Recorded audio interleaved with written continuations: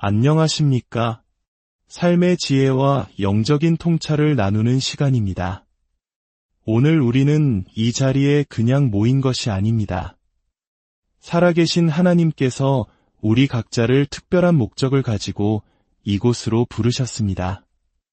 여러분 한 사람 한 사람이 이곳에 있어야 할 저마다의 이유가 있겠지만 이 모임 자체를 향한 하나님의 부르심 또한 존재합니다. 그것은 우리 각자의 목적만큼이나 영원하고 실제하며 중요합니다. 우리는 하나님의 신성한 계획 안에서 만났습니다. 본격적인 말씀에 들어가기에 앞서 잠시 여러분께 권면의 말씀을 드리고 싶습니다. 이 말씀이 여러분의 마음에 울림을 준다면 이 은혜를 혼자만 간직하지 마십시오. 주변에 사랑하는 이들에게 이 영상을 공유하고 구독과 좋아요를 통해 더 많은 영혼들이 하나님의 말씀을 접할 수 있도록 선한 통로가 되어주시길 부탁드립니다. 여러분의 작은 나눔이 누군가에게는 인생을 바꾸는 기적의 씨앗이 될 수 있습니다. 이 채널을 통해 하나님의 은혜가 널리 퍼져나가도록 함께 기도하는 마음으로 동참해 주십시오.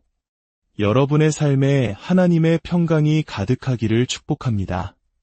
자, 오늘 우리는 믿음이라는 주제에 대해 깊이 나눠보고자 합니다. 우리가 함께 예배하고 말씀을 듣는 동안 믿음이라는 단어를 들었을 때 모두가 비슷한 그림을 그릴 수 있어야 합니다.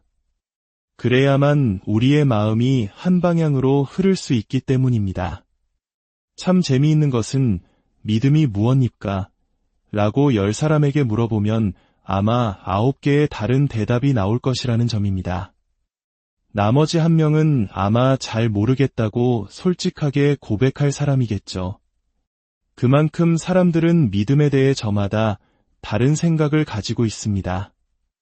하지만 성경은 믿음에 대해 아주 명확하고 분명하게 정의합니다.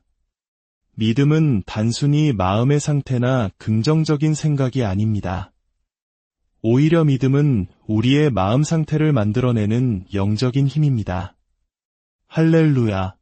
그래서 오늘 우리는 믿음의 가장 기본적인 원리들을 함께 배우고 우리 모두가 같은 시간에 같은 방향으로 흘러갈 수 있도록 마음을 모을 것입니다.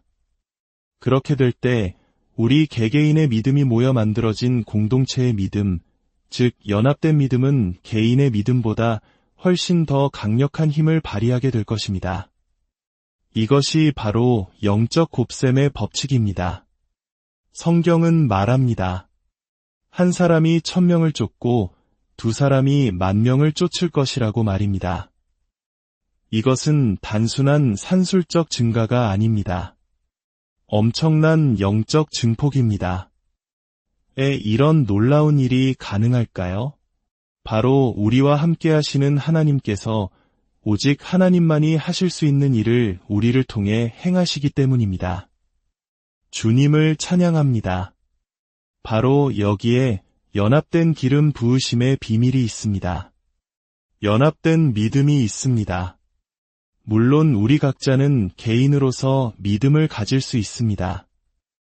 하지만 만약 우리 가족 전체가 믿음 안에서 하나 되어 함께 걷기 시작한다면 어떻게 될까요? 그 가족은 가족 구성원 중 그 누구 한 사람보다 더 큰 힘을 갖게 됩니다. 하나님께서 교회를 세우시고 우리를 함께 모으시는 이유가 바로 여기에 있습니다. 단순히 설교자가 설교할 장소를 마련해주기 위함이 아닙니다. 우리를 함께 모으심으로써 이 연합된 기름 부으심을 일으키고 그 힘으로 우리가 속한 지역사회와 나라, 나아가온 세상에 영향을 미치게 하기 위함입니다. 단 하나의 교회라 할지라도 이 연합된 기름 부으심 안에서는 세상을 변화시킬 수 있는 것입니다. 이 연합된 기름 부으심이 왜 그토록 가치가 있을까요? 그것은 우리 각자가 서로 다른 은사와 부르심을 받았기 때문입니다. 기름 부으심이란 하나님의 임재, 그분의 본질, 그분의 능력이 성령님을 통해 나타나 그분의 목적과 뜻을 이루는 것입니다. 하나님은 우리보다 지혜로우시며 강하시고 부요하십니다. 아멘. 그분은 모든 면에서 우리보다 뛰어나신 분입니다. 여러분이 하나님께서 여러분의 삶에 허락하신 능력을 가지고 나아오고 제가 하나님께서 제게 주신 소명을 감당할 능력을 가지고 나아와 우리의 기름 부으심이 하나로 합쳐질 때 우리는 비로소 하나님의 온전하심을 더 풍성하게 경험하게 됩니다. 우리는 그리스도의 몸입니다. 그리스도라는 말은 기름 부음 받은 자라는 뜻입니다.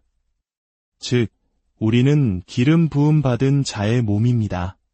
온 몸이 함께 모일 때, 모든 기름 부으심이 하나가 될 때, 우리는 우리 가운데 역사하시는 예수님을 보게 됩니다. 함께 모일 때, 우리는 각 부분의 합보다 더 위대해집니다. 1000명의 믿음의 사람들이 모이면 단순히 1000개의 믿음이 모인 것 이상의 힘을 발휘합니다. 왜 그럴까요? 잠시 멈춰서 이 원리에 대해 묵상해 본 적이 있으십니까? 저는 어릴 적부터 무언가의 작동 원리에 대해 궁금해하는 아이였습니다. 제 방에 시계나 라디오를 두면 얼마 못 가 분해되기 일쑤였죠. 밤에 째깍거리는 시계 소리를 들으면 무엇이 저것을 움직이게 할까 하는 생각에 잠을 이룰 수가 없었습니다. 결국 몰래 일어나 부엌칼이라도 찾아서 기어코 시계를 분해하고야 말았습니다. 물론 다시 조립하지는 못해서 다음날 아침이면 침대 밑에 부품 더미가 쌓여 있곤 했지만 저는 그 내부를 들여다보는 것을 멈출 수 없었습니다. 영적인 것들에 대해서도 제 마음은 똑같습니다. 하나님께서 무언가를 말씀하시면 저는 그것은 진리입니다라고 믿습니다. 하지만 제 다음 질문은 항상 이것입니다. 주님, 그것은 어떻게 작동합니까? 저는 그 원리를 알고 싶습니다. 우리가 함께 모일 때에 더 강해지는가에 대한 답은 예수님의 말씀 속에 있습니다. 두세 사람이 내 이름으로 모인 곳에는 나도 그들 중에 있느니라. 우리가 함께 모일 때 예수님의 임재가 그 모임의 일부가 되기 때문입니다. 우리 안에는 성령의 나타남이 있고 우리를 통해 섬김을 위한 성령의 나타남이 있으며 또한 우리 가운데에 성령의 나타남이 있습니다. 아멘. 우리가 함께 모일 때 연합된 기름 부으심이 임하며 기적은 더욱 강력하게 일어납니다. 또한 우리가 이렇게 함께 모여 있을 때 하나님께서 우리 각자에게 말씀하시기가 훨씬 더 쉽습니다. 저 바깥 세상, 불신으로 가득 찬 세상의 소음 속에서 홀로 있을 때와는 다릅니다. 이런 은혜의 자리에 나아와 하나님의 임재 앞에 주님, 제가 여기 있습니다 라고 고백할 때 주님께서는 내가 여기 있다, 내 사랑하는 자녀야 라고 응답하십니다. 하나님께서는 우리를 세상으로부터 잠시 분리시키시고 우리와 함께 이 자리에 거하십니다. 세상의 복잡한 소식들이나 정치적인 문제들로 마음이 무거우신 분이 있습니까? 이번 한 주만이라도 그런 것들은 잠시 잊어버리십시오. 하나님의 임재 안에서 주님을 사랑하고 또 여러분을 사랑하는 사람들 가운데 평안을 누리십시오. 물론 세상의 권세 안에도 하나님을 위해 바로 서서 기도하며 싸우는 믿음의 사람들이 있습니다. 우리는 그들을 위해 기도해야 합니다. 하지만 지금 이 시간은 오직 주님께만 집중합시다. 아멘. 이제 믿음의 근본 원리로 들어가기 전에 믿음 그 자체에 대해 하나님의 말씀으로 몇 가지를 확실히 짚고 넘어가겠습니다. 여러분은 영적인 존재입니다. 여러분은 영을 가지고 있는 것이 아니라 여러분 자신이 바로 영입니다. 하나님의 형상을 따라 지음받은 영적 존재 말입니다. 성경은 우리가 천사들보다 아래에 창조되었다고 말하지 않습니다. 오히려 천사들보다 위에 창조되었습니다. 천사들은 여러분이 하나님과 함께 누리는 권리를 갖지 못합니다. 사람이 죽어서 천국에 간다고 천사가 되는 것이 아니듯 천사도 사람이 될 수 없습니다. 사탄이 바로 하나님의 아들의 자리를 차지하려다 파멸하지 않았습니까? 그는 그럴 수 있는 등급으로 창조되지 않았기 때문입니다. 그렇다면 하나님과 우리 사이의 차이점은 무엇일까요? 이것은 매우 중요한 차이입니다. 하나님께서는 주권자이시며 창조주이십니다.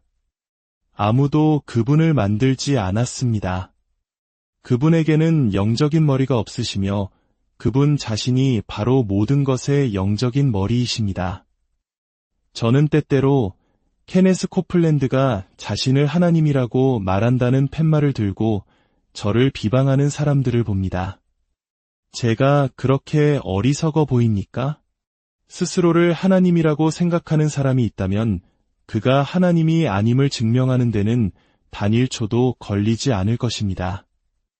우리는 하나님과 같은 영적인 등급으로 창조되었습니다. 이것은 우리가 하나님의 아들과 딸이라 불릴 수 있는 영적 잠재력을 가졌다는 의미입니다. 우리는 그분의 영으로 다시 태어났습니다. 우리는 하나님의 사랑을 담을 수 있는 영적 그릇입니다. 성령으로 말미암아 하나님의 사랑이 우리 마음에 부은 바 되었다고 성경은 증거합니다.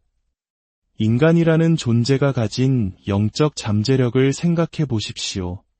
거라사 지방의 광인을 기억하십니까?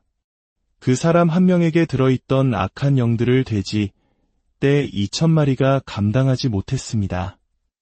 그 돼지떼는 미쳐서 바다로 뛰어들어 몰살했습니다. 한 인간의 영이 가진 그 엄청난 잠재력을 보십시오. 우리는 하나님의 믿음, 바로 그 믿음을 가질 수 있는 잠재력을 지녔습니다. 하나님께서 육신으로 나타나신 분, 바로 예수 그리스도께서 인간이셨다는 사실을 기억하십시오. 예수님은 말씀하셨습니다. 나를 본 자는 아버지를 보았거늘 이제 우리가 하나님과 같은 영적 등급에 있다는 말이 무슨 의미인지 아시겠습니까?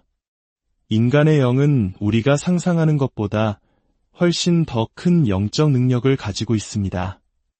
타락한 상태의 인간조차도 사탄보다 더 강력합니다.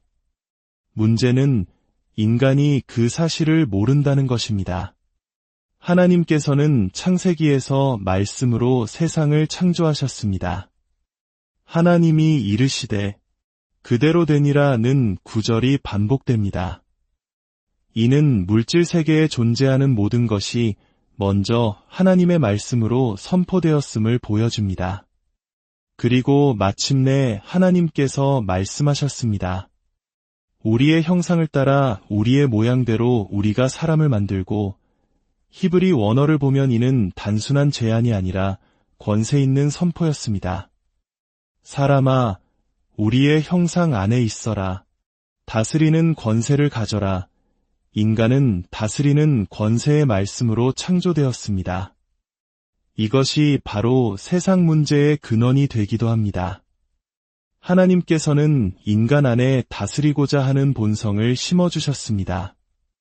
하지만 그것은 다른 사람을 지배하라고 주신 것이 아닙니다.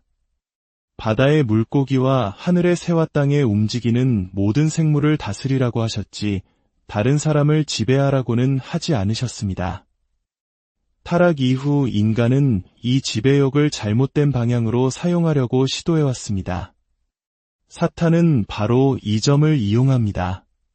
그는 우리가 가진 영적인 힘, 즉 날씨나 질병, 가난, 심지어 사탄 자신을 다스릴 수 있는 권세에 대해서는 절대 말해주지 않을 것입니다. 대신 하나님께서 주신 이 다스리고자 하는 본성을 교묘하게 자극하여 사람들 사이에 분열을 일으킵니다. 인종 문제든 성별 문제든 교파 문제든 상관없습니다. 사탄의 목표는 오직 우리를 분열시키고 나누는 것입니다. 집이 스스로 분쟁하면 설 수 없다는 것을 알기 때문입니다. 하지만 남자와 여자가 다양한 배경의 사람들이 하나님 안에서 하나가 될 때 그들은 단순히 둘의 합보다 더 강해집니다. 그들은 자연적인 생명뿐만 아니라 초자연적인 생명도 낳을 수 있습니다. 건강한 가정, 서로 싸우지 않고 협력하는 일터는 그 공동체 안에서 강해지며 가난한 자와 병든 자를 돕는 선한 영향력을 끼치게 됩니다. 그곳에는 예수님이 함께 하시기 때문입니다. 자, 이제 다시 우리의 본질로 돌아가 봅시다. 당신은 영입니다. 당신은 혼을 가지고 있고 육체 안에 살고 있습니다. 혼과 영은 결코 같은 것이 아닙니다. 하지만 영원히 연결되어 있습니다. 당신의 혼은 정신, 의지, 그리고 감정으로 이루어져 있습니다. 당신의 뇌는 당신의 정신이 사용하는 물리적인 기관입니다. 뇌에 문제가 생길 수는 있지만 그렇다고 정신 자체에 문제가 있는 것은 아닐 수 있습니다. 반대로 뇌는 멀쩡해도 악한 영이 정신을 사로잡을 수도 있습니다. 성경에 나오는 부자와 나사로의 이야기를 기억해 보십시오. 죽어서 지옥에 간 부자는 고통 속에서 눈을 들어 아브라함에게 말합니다. 아버지 아브라함이여, 나사로를 보내어 그 손가락 끝에 물을 찍어 내 혀를 서늘하게 하소서. 그의 육체는 죽었지만 그의 본성은 전혀 변하지 않았습니다. 그는 여전히 나사로에게 명령하려 합니다. 그의 지성은 죽기 전보다 오히려 더 명민해져서 한 번도 본 적 없는 아브라함을 알아봅니다. 그때 아브라함이 말합니다. 너는 살아있을 때에 좋은 것을 받았고 이것을 기억하라. 이 부자의 뇌는 어디에 있었을까요? 땅속 무덤에서 썩어가고 있었을 것입니다. 하지만 그는 그의 정신으로 기억하고 있었습니다. 당신의 기억은 당신의 뇌가 아니라 당신의 혼의 일부라는 것을 보여주는 명백한 증거입니다. 성경은 하나님의 말씀이 혼과 영과 및 관절과 골수를 찔러 쪼개기까지 하며 또 마음의 생각과 뜻을 판단한다고 말합니다. 여기서 마음은 당신의 육체적인 심장을 말하는 것이 아닙니다. 영적인 책인 성경에서 말하는 마음은 바로 당신의 영, 당신의 속사람을 의미합니다. 당신은 영입니다. 당신은 혼을 가지고 있습니다. 당신은 육체 안에 삽니다. 사도 바울은 내가 내 몸을 처 복종하게 함은 이라고 말했습니다. 피곤하다고 말할 때 당신이 피곤한 것입니까? 아니면 당신의 몸이 피곤한 것입니까? 저는 육체는 충분히 쉬었지만 영이 지쳐서 침대에서 일어나기 힘들었던 적이 있습니다. 잠언 4장은 말합니다. 모든 지킬 만한 것 중에 더욱 내 마음을 지키라. 생명의 근원이 이에서 남이니라. 설교자들은 영적인 생명을 계속해서 쏟아내기 때문에 다른 사람들보다 영적 탈진을 경험하기 쉽습니다. 예수님께서는 내 말이 영이요 생명이라고 하셨습니다. 저는 지금 제 믿음을 사용하여 믿음에 대한 메시지를 전하고 있습니다. 이 메시지는 제 머리에서 나오는 것이 아니라 제 영에서부터 흘러나오는 것입니다.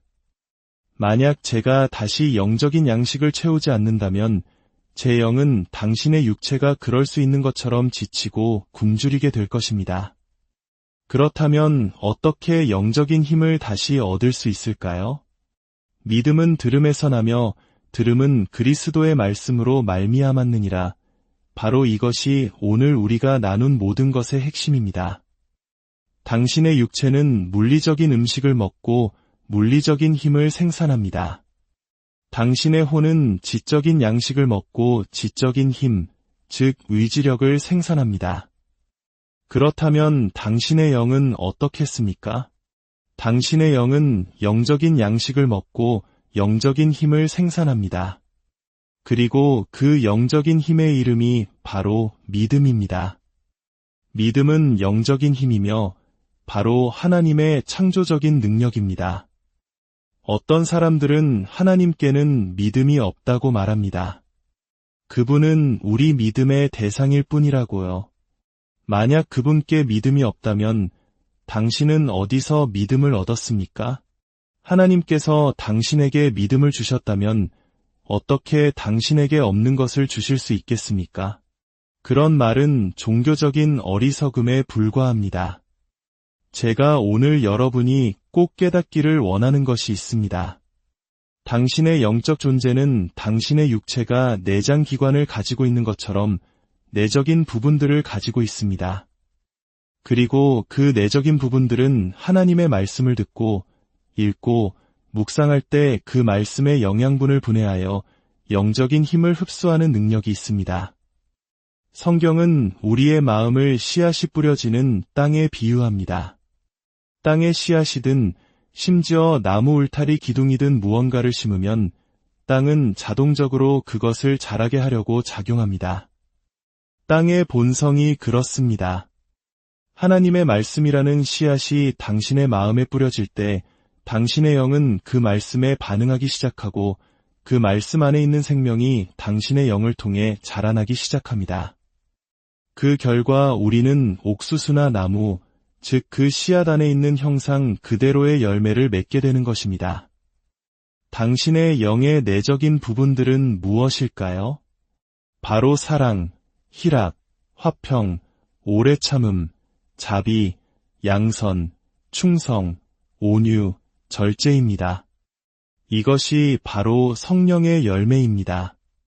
성경은 말합니다. 이 같은 것을 금지할 법이 없느니라. 당신의 영 안에 지금 이 순간 존재하는 것보다 더 강력한 것은 영과 혼과 육, 그 어디에도 없습니다. 당신이 거듭났을 때 당신의 모든 내적인 부분들은 하늘에 계신 우리 아버지의 내적인 부분들처럼 온전하게 다시 태어났습니다. 기형적인 영은 없습니다. 하나님께서 형제님에게는 많은 믿음을 주셨지만 제게는 조금밖에 안 주셨어요 라고 말하지 마십시오.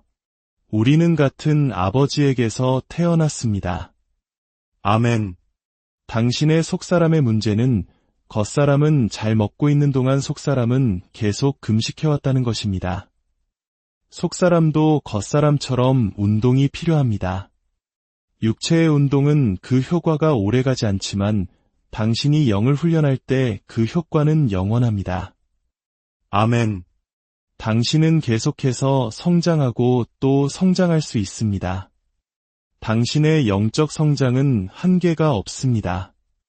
지금 이 시간 여러분의 영은 영적인 아침 식사를 하고 있습니다.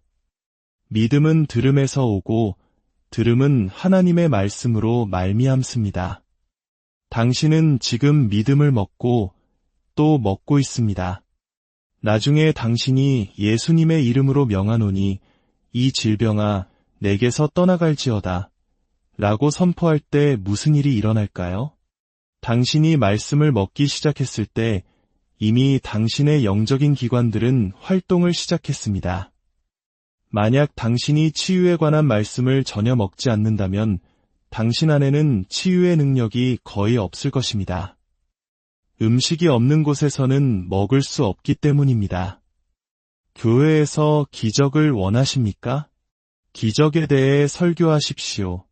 성령의 은사를 원하십니까? 은사에 대해 설교하십시오. 하나님께서 주시기도 하고 빼앗아 가시기도 한다는 식의 거짓말을 가르치지 마십시오.